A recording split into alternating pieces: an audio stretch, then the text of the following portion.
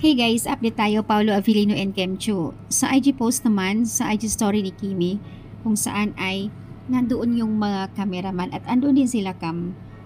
Ito ay may kinalaman sa photoshoot or pictorial para sa ABS-CBN Ball.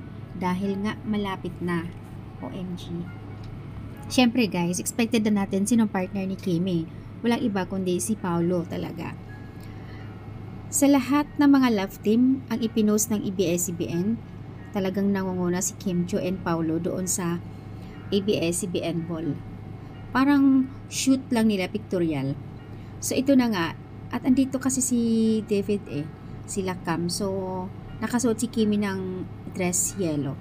Nasa dressing room. Ito nga, may ano nga sila pictorial ay dito sa comment.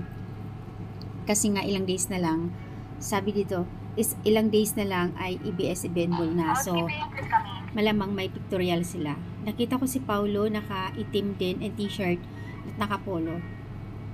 Ayan.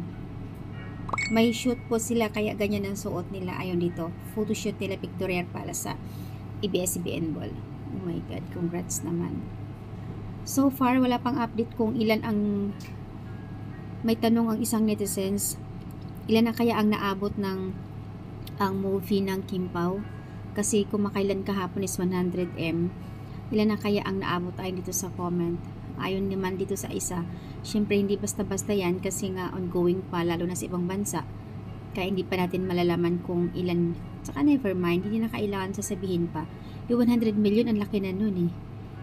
So, ayan guys, ang update, abang-abang tayo sa ABS-CBN Ball. Malapit na. Of course, lahat ng mga love team nandoon yan.